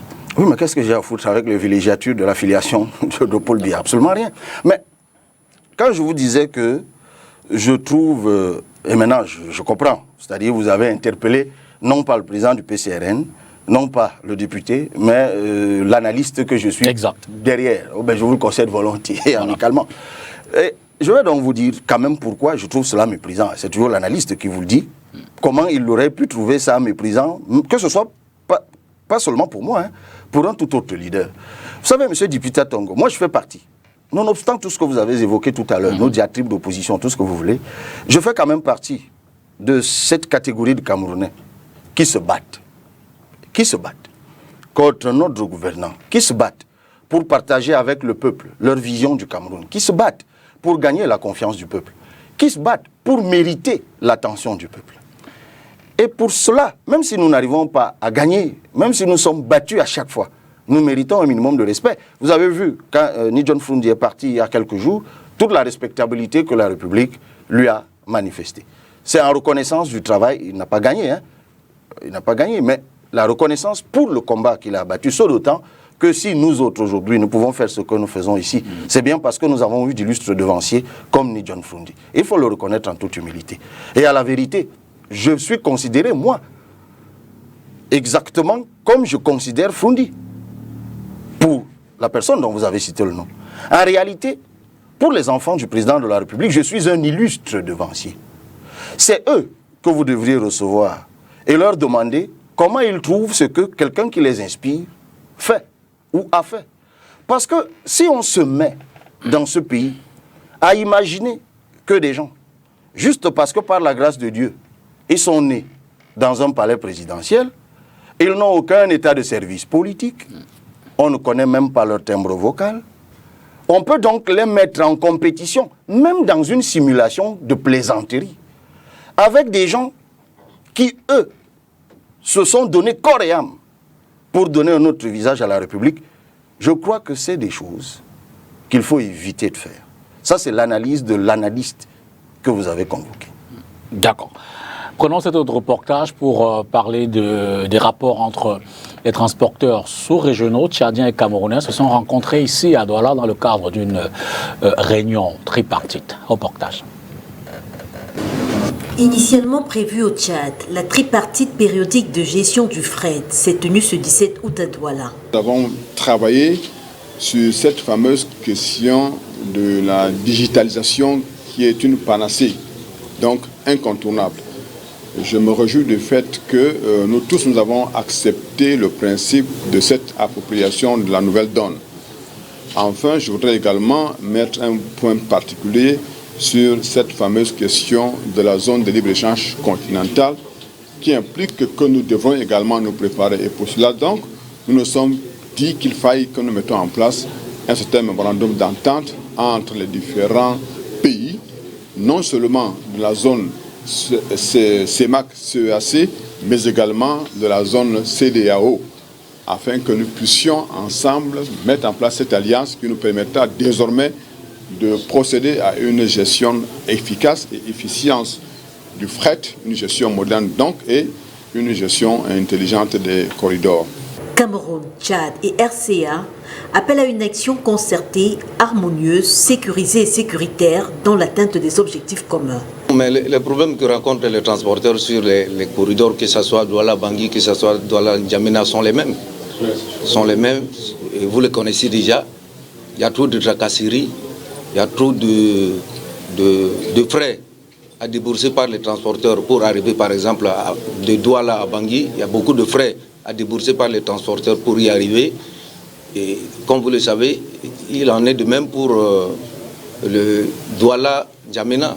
C'est le même problème que tous les transporteurs partagent, vivent au quotidien. Ont pris part aux assises, entre autres, M. El Hadj Oumarou, coordonnateur général du bureau de gestion du fret terrestre du Cameroun, M. Salih Youssouf Erda, directeur général du bureau national du fret terrestre du Tchad, et M. Andy Toufloris, directeur général du bureau d'affrètement routier centrafricain. Parlons à présent du plan présidentiel de reconstruction et de développement des régions du Nord-Ouest et du Sud-Ouest. Ce plan qui, vous le savez, rentre dans le cadre de ce qu'on appelle trivialement la crise anglophone. Cette crise civilo-militaire qui sévit depuis 2016, octobre 2016 précisément. Le Premier ministre chef de gouvernement est descendu à Boya il y a quelques jours, une dizaine de jours seulement, pour faire une forme d'évaluation et lancer d'autres projections. Cabral Ebi, là j'interpelle d'abord le député, puisque vous suivez certainement ces dossiers-là au niveau du Parlement. Au regard de l'appréciation, du moins au regard de l'évolution de ce plan-là, quelle appréciation vous en faites? Vous vous dites, la reconstruction, il y a un ensemble d'infrastructures et autres éléments qu'il faut remettre sur pied, la mobilisation des individus, le recyclage de ceux des séparatistes qui acceptent de revenir. Vous avez le sentiment qu'on est sur le droit chemin en termes de réconciliation? Absolument pas. Le PPRD, le plan présidentiel de reconstruction et de développement du Nord-Ouest et du Sud-Ouest, est l'émanation du grand dialogue national. Absolument. C'est l'une des... On peut dire c'est la mise en œuvre de l'une des résolutions du grand dialogue national. Ce que je pense, M. Dipita Tongo, c'est que c'est un lamentable échec. Et pour l'attester et le démontrer, j'invoque tout simplement le bilan qu'eux-mêmes ils en font. Il se passe que, subséquemment aux multiples appels qui avaient été lancés par des députés de tous bords, y compris des députés du pouvoir, et notamment une proposition de résolution d'enquête parlementaire que le PCRN avait introduite pour faire l'enquête sur les résolutions du grand dialogue national. Évidemment, toutes ces propositions sont restées lettres mortes. Mais nonobstant tout cela, le 23 novembre 2021, le ministre Paul Tasson, qui est ministre délégué au MINPAT, est venu à l'Assemblée nationale pour nous faire le point sur ce PPRD.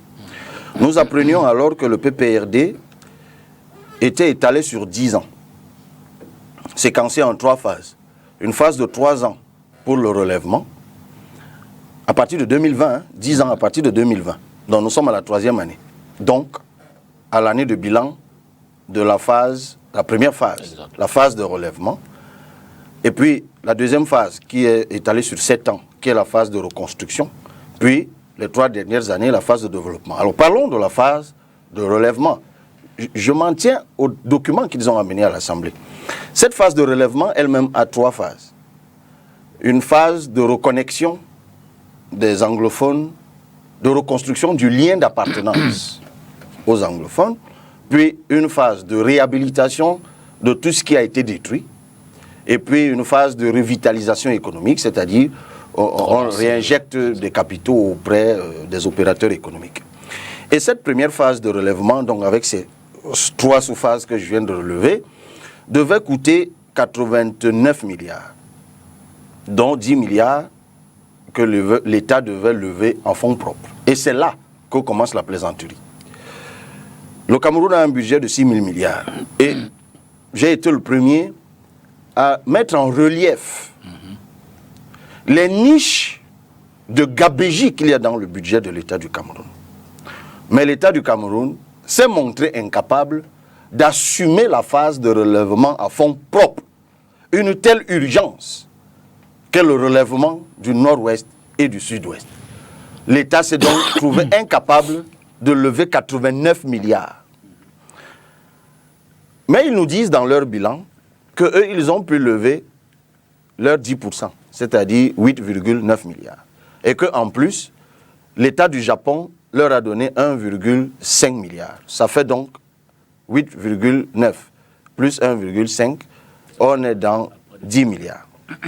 Maintenant, qu'est-ce qu'ils ont fait avec 10 milliards en 3 ans? Je vous prends seulement la première sous-phase reconnexion du lien d'appartenance des anglophones avec l'État du Cameroun. 2 éléments seulement. Il devait aider 20 000 ménages à retrouver leur domicile. Il devait aider 200 000 Camerounais à refaire leurs papiers qui se sont perdus dans la crise. Et vous savez ce qu'eux-mêmes ils disent dans le bilan? Rien du tout. Ils disent qu'ils ont utilisé les 10 milliards pour faire d'abord la vulgarisation du PPRD, pour financer des messages en pidgin, pour financer les inside mediators, pour accompagner des associations. Bref, toutes choses qui n'ont rien à voir avec les 20 000 ménages et les 200 000 personnes. Parce que ce serait quand même attendu à ce qu'on nous dise, OK, comme on n'a pas pu avoir les 89 milliards, sur les 10 milliards, on a tout revu à la baisse. Donc, au lieu de 100 000 personnes, 200 000 personnes, on a peut-être reconstruit les papiers de 3 000. Sur les 20 000 ménages, on a peut-être aidé 2 000. Je ne prends que ce cas-là. Et je vous fais l'économie de tout le blabla qui vient derrière. Tout cela montre que ces gens sont comme dans une sorte de malédiction. C'est-à-dire que même des choses aussi urgentes que celle-là, cette guerre, ils trouvent le moyen d'y installer la gabégie. C'est quand même incroyable. Vraiment, c'est ce que je peux en dire. D'accord.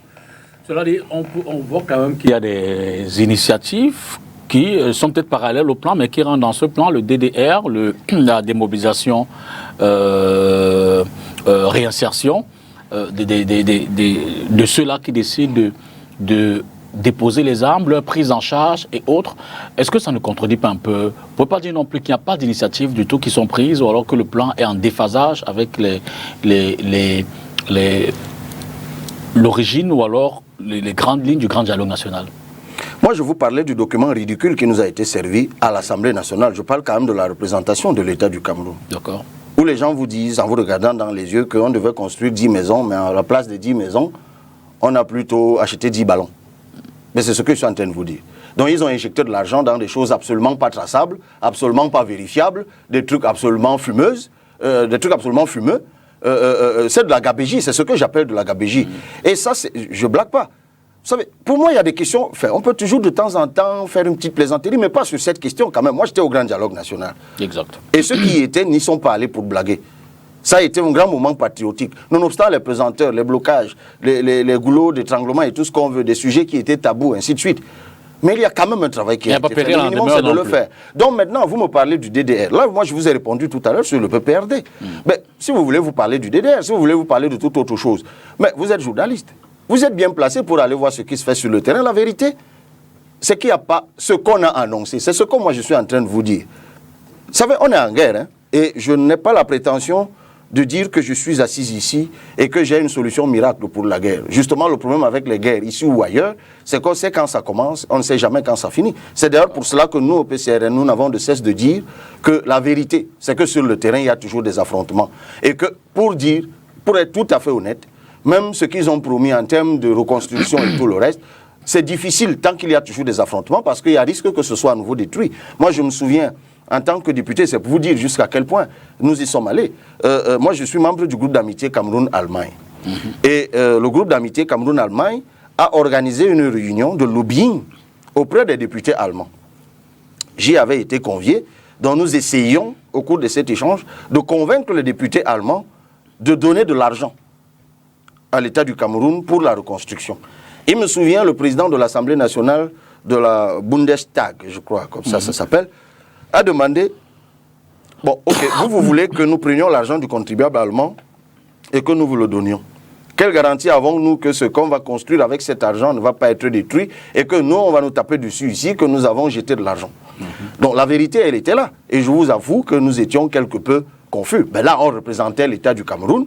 Ben, on a tous mobilisé un argumentaire costaud pour défendre le drapeau, puisque c'est de ça qu'il s'agissait. Mais dans notre fort intérieur, nous reconnaissions chacun que cette question ne manquait pas de pertinence. Donc, nous avons de cesse de proposer, le disais-je tout à l'heure, au PCRN, de faire un deuxième grand dialogue s'il le faut, un troisième ou un quatrième.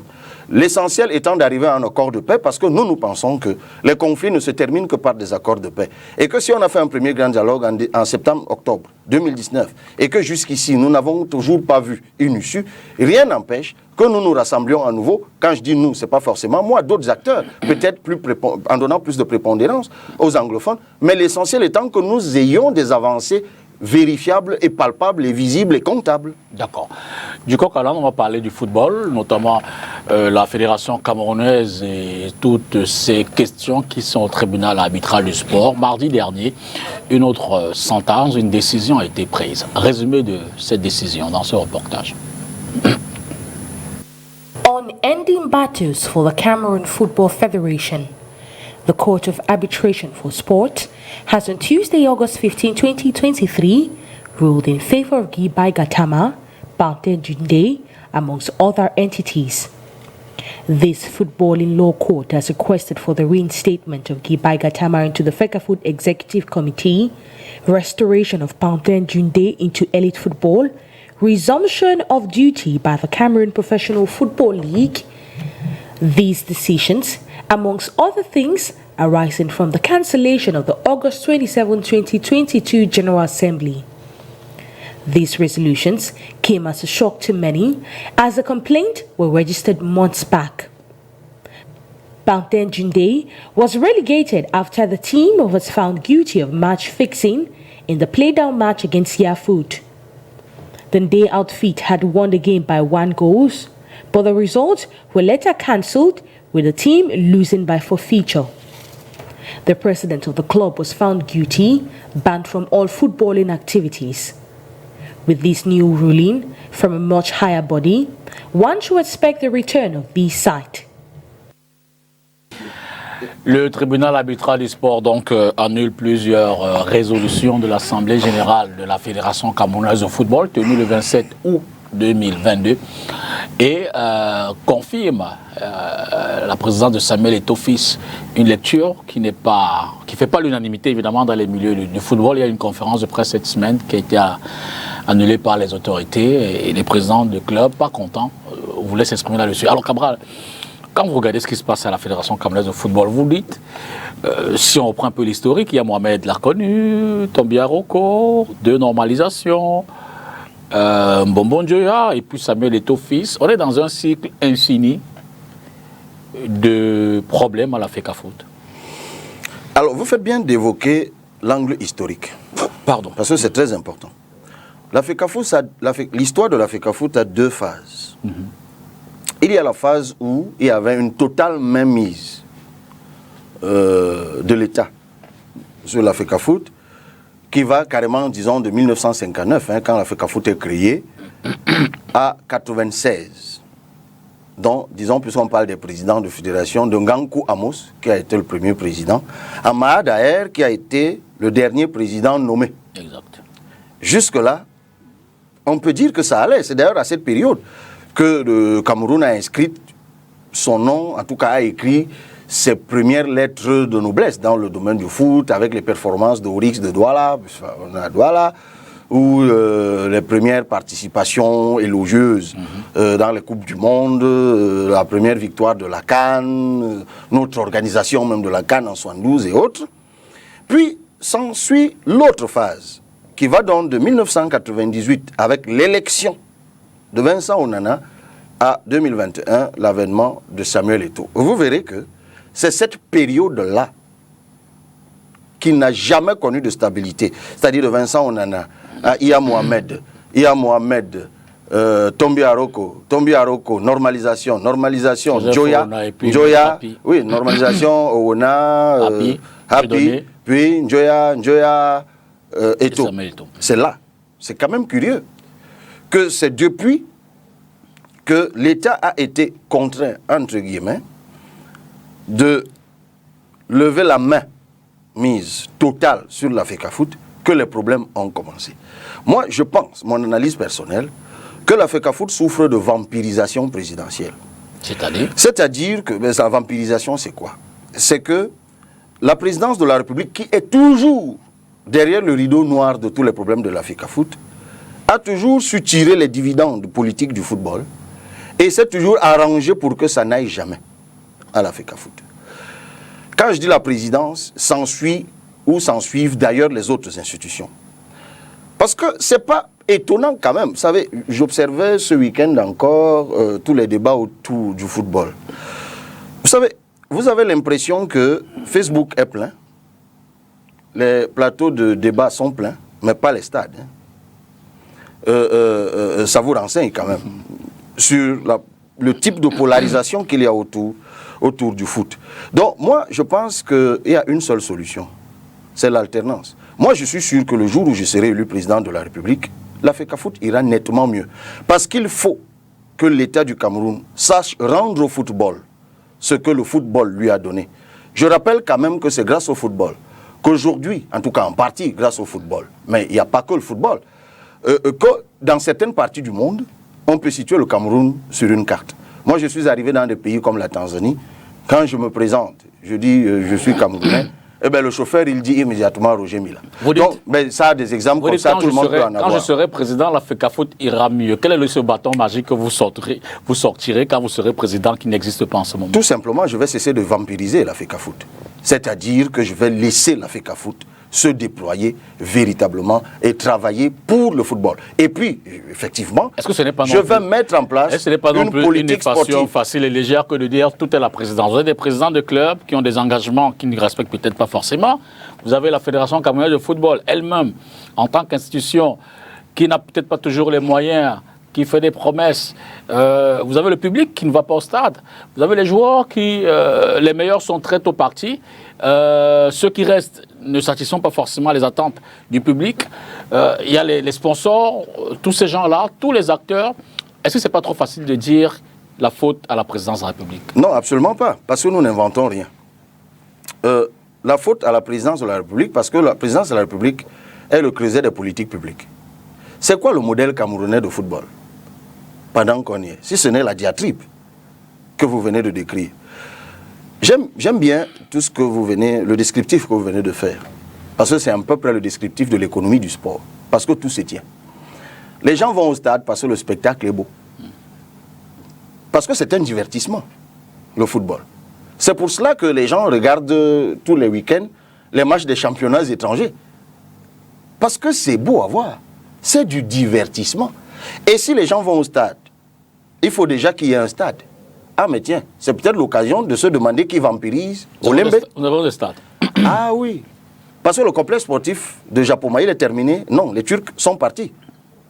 Où sont les infrastructures? Où est le gymnase? Où est ceci? Où est cela? Qui vampirise? Allez voir. Donc il faut déjà... Et puis, quel championnat se joue à Olembe? Je ne me souviens pas qu'il y ait des matchs là-bas. Donc, qui vampirise... Où sont les stades? Il faut déjà qu'il y ait des stades pour que les gens y jouent. Il faut donc qu'il y ait du spectacle. Mais pour qu'il y ait du spectacle, il faut que les talents restent. Parce que si les talents s'en vont, comme vous l'avez dit tout à l'heure, ça veut dire que tous ceux qui peuvent faire du beau spectacle, qui va pousser les gens au stade, sont en train de partir et nous les voyons jouer à la télé.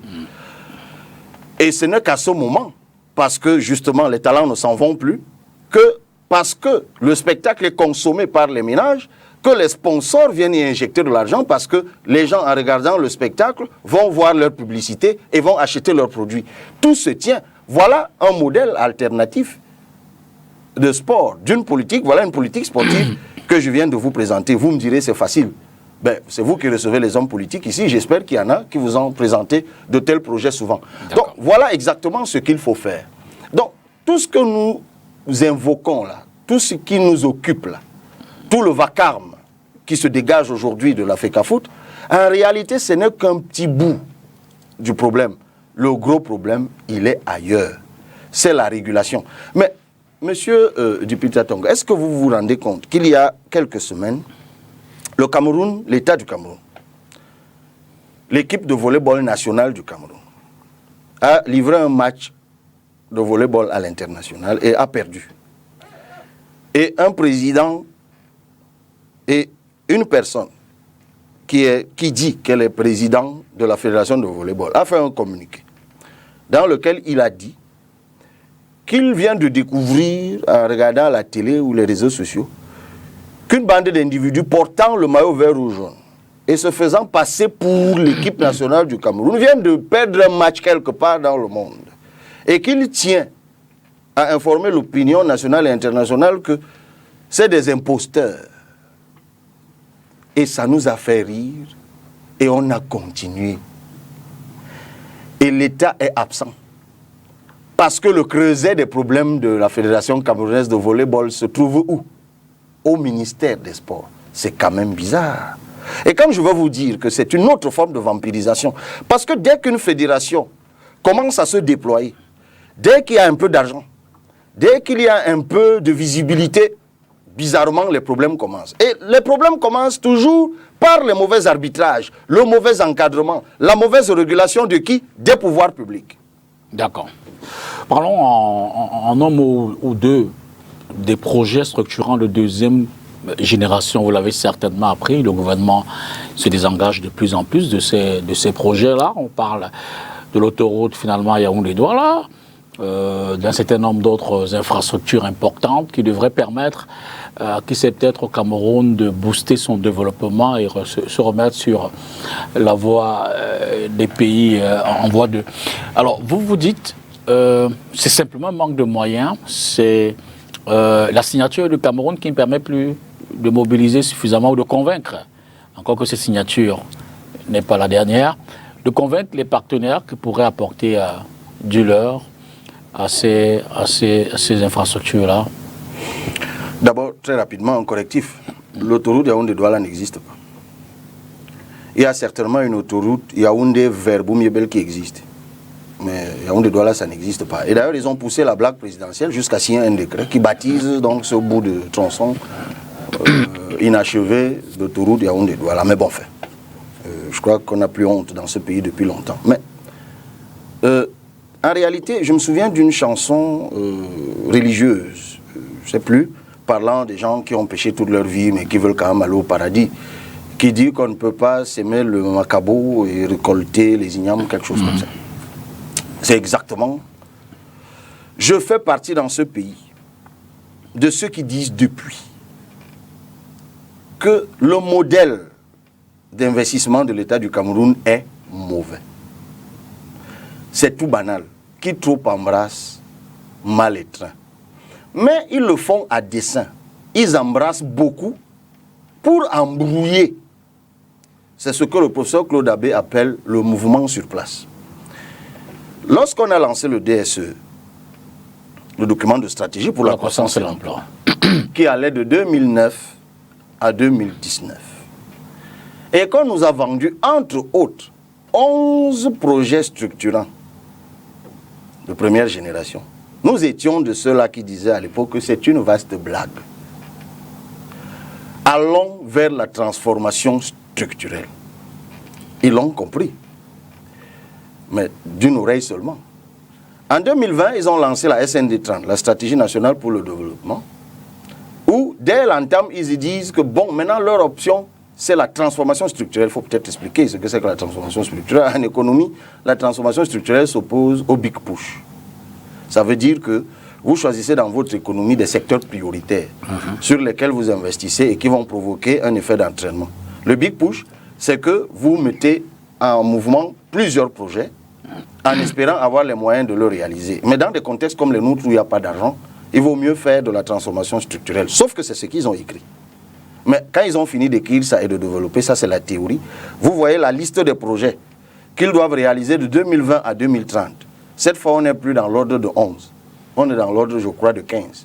Il y a des infrastructures portuaires, aéroportuaires, routières, ferroviaires, tout ce que vous voulez. Hospitalières. C'est même, à la vérité, à en pleurer. Qu'est-ce qu'ils ont fait des 11 de première génération? Je crois qu'ils ont pu achever 3. Le deuxième pont du Vouri. Quelques barrages. Le barrage de Menvelé. Non, Nachtigal n'est pas terminé. Celui de Menvelé. Nachtigal est en train d'exercer en novembre prochain. Celui de Mekine. Et en sachant que celui de Menvelé, en passant, est un éléphant blanc déguisé. Peut-être même un éléphant blanc tout court. Mais bon, comme ça produit quand même de l'électricité quand il pleut, ce n'est pas un éléphant blanc. Parce que c'est 211 mégawatts qui ont coûté 450 milliards à la réalisation. Ah, j'ai oublié, et ça, il faut être honnête, il y a le barrage de Lompangar, dont ça fait 4 qu'ils ont pu réaliser.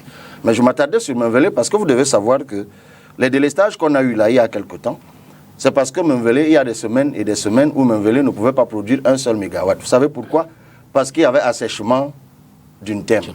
Et à l'époque, oui, c'est d'une thème, je crois. Et à l'époque, lorsqu'on construisait ce barrage, il y a des gens à peu près normaux dans ce pays qui leur disaient que si vous construisez, vous mettez 450 milliards sur cette affaire, vous allez le regretter, parce qu'en période d'étiage, ça ne va rien produire parce qu'il n'y a pas un barrage de retenue en amont. Alors que le barrage de Lompangar, qui stocke 6 000 milliards de mètres cubes d'eau, est en mesure d'alimenter, je crois, 5 ou 6 barrages sur le lit de la Sanaga. Donc en réalité, cet argent, on aurait dû l'investir sur la Sanaga. Mais on a quand même décidé d'aller le jeter là-bas où on l'a fait, sans même, à l'époque, vous vous en souvenez, construire des voies d'acheminement de cette électricité. Ce qui a même fait que, je crois pour Mekin, je ne sais plus, le temps de construire les acheminements, quand on est revenu, il y avait déjà ensablement des turbines. Mais les choses du Cameroun sont incroyables. Maintenant, ils disent qu'ils vont donc faire, je ne sais par quelle magie, autre chose. Mais maintenant, ils y renoncent, parce qu'ils ont compris. Mais entre-temps, qu'est-ce qui s'est passé? C'est que les 4 ouvrages et les autres qui ont tous débuté, et quelqu'un disait à une époque, vous saurez qui, le Cameroun est un vaste chantier, et c'est ce que je lui donne raison, c'est vraiment un vaste chantier abandonné, parce qu'il y a des débuts de travaux partout. Mais ça a quand même coûté 1500 milliards au contribuable camerounais. Mais autre chose de très intéressant, c'est que sur la période du DSCE, sur ces 10 ans, l'État s'est endetté, écoutez bien, de 11 000 milliards. 11 000 milliards. La note de conjoncture de la Caisse autonome d'amortissement, qui est l'établissement public qui gère l'endettement, nous apprenait en février dernier que nous étions à plus de 12 000 milliards d'endettement, soit 47% de notre richesse nationale qu'on appelle le PIB. Comment donc on s'est endetté autant pour ne faire que ça, ce à quoi il renonce maintenant? Et nous continuons à nous endetter. Je ne ferai que vous dire, monsieur Dipita Tongo, on prendra l'affaire par le bout qu'on voudra. Il n'y a pas de remède. C'est que les Camerounais s'inscrivent, votent et se choisissent d'autres dirigeants en 2025. Cabral Libi, il y a quelques années, 2 ans si ma mémoire est bonne, sur ce plateau, nous parlions de l'initiative Yeplimal, cette initiative qui consistait à lancer une forme de monnaie, la crypto-monnaie, qui permettrait éventuellement à ceux qui passent par cette opération-là d'engranger des moyens, des ressources pour satisfaire leurs besoins. On a pu voir ce qu'il en est aujourd'hui. Une forme d'échec. Des tribunaux, des personnes qui se disent désabusées, l'initiateur qui n'est plus au Cameroun, on le dit en fuite, le mécanisme même, on n'en parle pratiquement plus. Et à l'époque, vous encouragiez, vous saluiez cette initiative, vous disiez quand un Camerounais prend une initiative, vous demandez à l'État de l'encourager. Donc on pensait d'ailleurs que vous demandiez aux Camerounais, vous les incitez à prendre des parts là-dedans. Aujourd'hui, vous avez des regrets. D'abord, je tiens à rappeler, et vous faites bien de l'évoquer, qu'après cette émission, j'ai fait l'objet de poursuites judiciaires aux États-Unis. Il y a donc des gens qui, se fondant sur ce que j'avais dit dans cette émission, se sont constitués en groupe de je ne sais combien de centaines et ont saisi la justice américaine.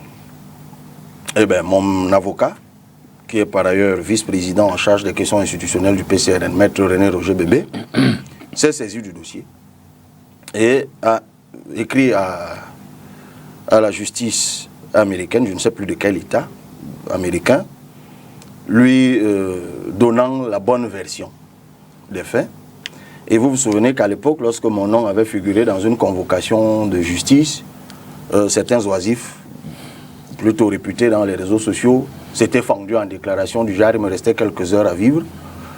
Et vous devez donc savoir aussi que non seulement le tribunal, ayant reçu le courrier de mon avocat, m'a écrit pour me dire que plus jamais il ne m'importunerait pour cette affaire, il s'en est même excusé. Et c'est bien aussi que les gens le sachent. Toute chose qui prouve que je n'avais rien dit de répréhensible sur votre plateau. Ce que j'avais dit à l'époque, c'était que la crypto-monnaie est un nouvel outil monétaire qui, dans certains pays, affiche plutôt un visage, ou a affiché un visage plutôt prometteur. Et que certains États s'en étaient emparés et avaient mis en place des mécanismes de régulation, un pays voisin du nôtre. La RCA l'a fait, et je ne parlerai pas de tous les autres pays. Et c'est pour cela qu'à l'époque, je disais, peut-être j'avais été mal compris, qu'une personne comme M. Sim aurait plutôt dû être encadrée par l'État du Cameroun. Et faute de l'avoir fait, ça a donné lieu à ce que vous avez tout à l'heure vous-même qualifié de regret. Et je le maintiens encore, que c'est un outil monétaire. C'est un manque à gagner, mais l'État du Cameroun peut toujours se racheter. Mais ce que j'avais aussi dit sur votre plateau, c'est le lieu que je le rappelle, j'avais dit que je ne connais cette affaire ni d'Adam ni d'Ève. Je ne sais même pas comment la crypto-monnaie fonctionne. Je n'y ai jamais mis un franc et je n'ai jamais incité quiconque à y mettre un franc. Toujours est-il que du peu de lecture que j'ai faite sur la question, j'ai plutôt vu que partout, peut-être pas partout, mais dans certaines parties du monde, c'est un outil monétaire qui a fait son chemin ou qui continue à faire son chemin. Et l'État du Cameroun pourrait très bien un matin, comme d'autres États, mettre en place des mécanismes de régulation de cet outil. Il nous reste environ 10 minutes. Je vais rapidement vous prendre sur quelques sujets. Le dernier, en termes d'actualité nationale, c'est cette fusion au sein du patronat entre le JICAM et ECAM. Certains acteurs ne sont pas forcément pour au regard de la nature de la fusion. D'autres parlent de fusion-absorption qu'ils préfèrent. D'autres auraient aimé un autre mécanisme. Vous dites c'est bon pour les investisseurs camerounais. Vous savez, c'est un peu comme on parlait tout à l'heure de la question du football. Souvent, les questions de mon point de vue, je précise de mon point de vue, d'ordre périphérique prennent le pas sur les questions fondamentales. Là, on est sur des questions de fusion ou pas. D'accord. La vraie question est, quelle est la politique économique de l'État du Cameroun vis-à-vis du secteur privé? C'est la politique qui va déterminer tout ce que vous dites là, qui va entraîner la régulation des organisations patronales. La fameuse réunion qui a lieu, je crois, tous les 2 ans ou 3 ans, entre le patronat et le Premier ministre, donne lieu la plupart du temps à la fin à un communiqué, en tout cas un document, qui renseigne sur les attentes du secteur privé au Cameroun. Quel est le niveau de satisfaction de ces attentes? Est-ce que c'est parce qu'il y aura eu fusion ou pas que ces attentes-là seront satisfaites? Écoutez, moi je suis un homme politique responsable qui vous dit qu'il a une vision pour l'État du Cameroun, qu'il a une vision pour le secteur privé camerounais. Et c'est ça qui me préoccupe. Comme on apprend en droit, l'accessoire suit le principal. Ce n'est pas le principal qui suit l'accessoire. À l'international, donc, en un mot comme en deux, Ousmane Sonko au Sénégal, aujourd'hui détenu pour un certain nombre de griefs que lui reproche le pouvoir de Macky Sall. Mais on regarde la mobilisation, on regarde la stratégie de cet opposant qui a quand même pu, j'ai failli dire, secouer la politique sénégalaise. Vous dites que c'est un acteur politique africain qui peut en inspirer d'autres? Oui, bien sûr. Par son courage. Par son courage, parce que Ousmane Sonko a fait montre d'un courage absolument remarquable qui lui coûte, je crois, en ce moment-ci sa liberté. Et nous ne pouvons que souhaiter que les choses aillent en s'apaisant. Mais pour moi, ce qui inspire davantage, ou qui devrait inspirer davantage que l'homme Ousmane Sonko, dont je viens de dire qu'il est inspirant en soi par le courage qu'il affiche, je pourrais y ajouter d'ailleurs Succès Masra au Tchad, tout proche de nous. Mais ce qui, de mon point de vue, inspire davantage, disais-je, c'est bien le peuple sénégalais. C'est ce peuple qui a lui aussi le courage de porter le leader qu'il s'est choisi et de dire non en se levant, en manifestant, en bravant l'illégalité et l'iniquité. Ça fait une sorte de flashback quand je disais tout à l'heure que il faut un peuple sénégalais pour qu'il y ait un leader Sonko. Eh bien, c'est comme ça que ça marche. C'est une sorte de tandem. Vous avez un peuple qui fuit les matraques, il vous sera difficile d'avoir un Ousmane Sonko. Ça se tient. Toujours en Afrique de l'Ouest, il y a ce coup d'État au Niger avec la mobilisation notamment de la CEDEAO, y compris en plus du Tchad, qui n'est pas forcément dans cet environnement-là. On voit qu'à travers le monde, l'ONU, les chancelleries occidentales, tout le monde condamne le coup d'État au Niger. Mais manifestement, la population semble soutenir les nouvelles autorités qui sont en place. Vous dites, le coup d'État peut être une solution pour certains types de problèmes dans les États? Absolument. Absolument. J'appelle ce soutien spontané là que nous voyons au Niger, soutien-soulagement. C'est cela. C'est pour cela d'ailleurs je me suis exprimé sur la question en d'autres occasions, sur des médias internationaux en tout début de la crise, qui m'avaient appelé et qui me demandaient comment ça se terminerait, est-ce que la CEDEAO allait attaquer. Je leur avais dit que la CEDEAO ne pouvait pas attaquer, et surtout ne devait même pas attaquer, pour au moins 2 raisons. La première, c'est que la CEDEAO n'est pas prête. On sait qu'elle s'est dotée depuis 1999 d'un mécanisme de prévention, de gestion et de règlement des différends qui n'a véritablement jamais pu se déployer, faute de moyens logistiques tout simplement. Et même les expériences préalables de la Sierra Leone et du Libéria, de l'ECOMOG, qui est son dispositif d'interposition, on sait tous comment ça s'était terminé. Et je crois que la suite m'a finalement donné raison. La deuxième raison, c'est que la CEDEAO ne peut pas avoir une politique de 2 poids 2 mesures. Toujours en Afrique de l'Ouest, il y a eu un coup d'État en Guinée, au Mali, au Burkina. Là-bas, on a transigé, on a discuté. Je ne comprends donc pas pourquoi subitement au Niger, on ne veut pas discuter et transiger. Donc ça ne tient pas la route. En revanche, il faut bien comprendre, je reviens à la question que vous avez posée, le comportement du peuple. Et ça renvoie à la question subsidiaire, tellement évoquée, de l'ordre constitutionnel. Et un ordre constitutionnel, évidemment, c'est un ordre qui est celui qui traduit l'état de droit. C'est-à-dire qu'un pouvoir qui est issu des élections, mais d'élections démocratiques.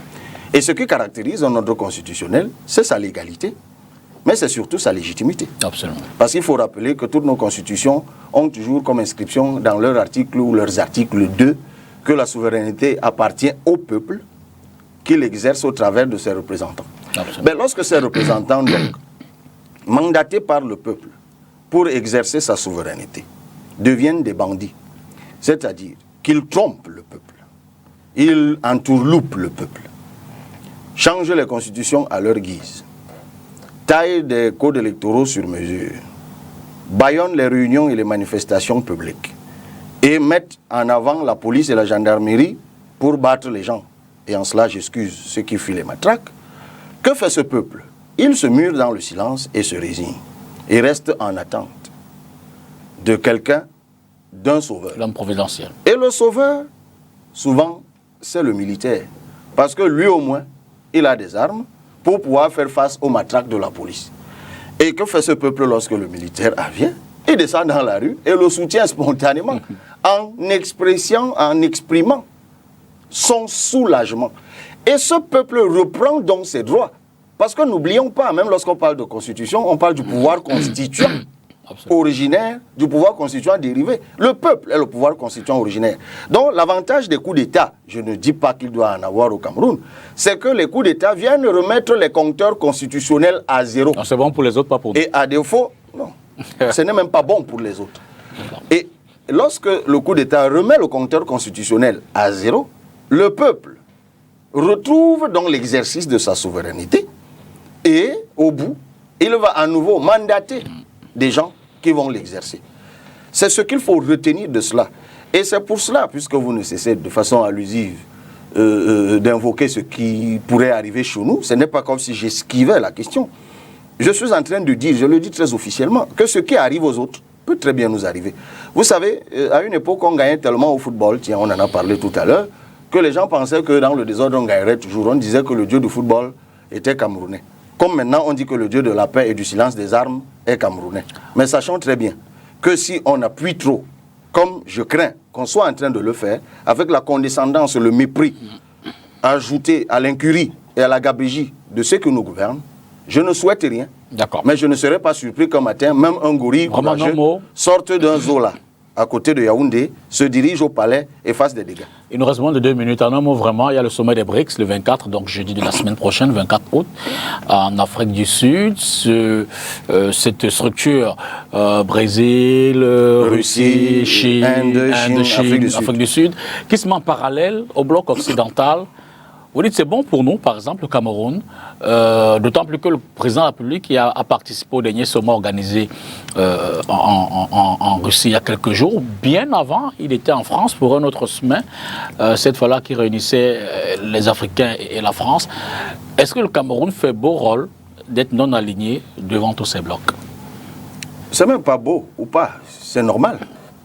Un État souverain n'a pas à s'aligner. C'est tout bête, c'est tout simple.